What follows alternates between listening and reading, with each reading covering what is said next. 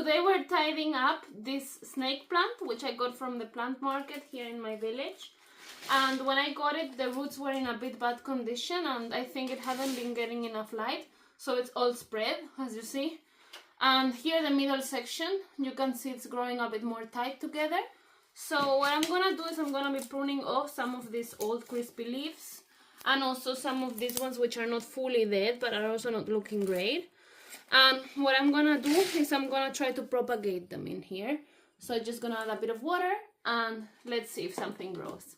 Just an experiment. Okay, let's get on to it. Okay, so I'm just gonna be cutting off some of these older leaves, which are also a bit too spread. And here there's still some healthy tissue, so this one is one of the ones I'm gonna try to propagate. Let's see. Also, I just want to make my plant more upright and not so spreaded. I also added these two stacks here that to try and keep the plant upright, because initially, as I said, the root system was not so good. And yeah, when I got this plant initially, it came wrapped in paper. I don't know how long it had been like that, and the root system was really weak, so it needs this to not fall on one side.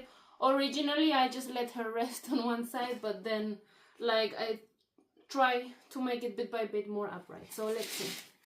Okay, so this is how I'm gonna let the plant look in. I've kept the leaves which were still green and turgid, and I removed these ones which were all a bit like flaccid, like getting yellow. And although these ones don't have that much life in them left, I'm still gonna try to propagate them. Maybe some grow roots and I can get some new snake plants. You never know, so let's try. Okay, so now I'm just tidying up these leaves which I cut. I'm just gonna make sure like that the live tissue is directly in contact with the water, so that it has some chances to root, and then we will see what happens. I'm also gonna cut some of these bigger leaves in pieces so that each of them has more chances to root, so let's see. Okay, so I've got all of my pieces cut now into a triangular shape to maximize surface area. I'm just gonna try to arrange them as well as possible, that they're not completely submerged in water, but at least this cut part is.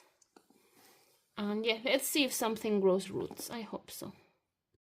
Okay, so here I've got my pieces of snake plant prepared with a bit of water, and let's see, I'll update you if they root or not.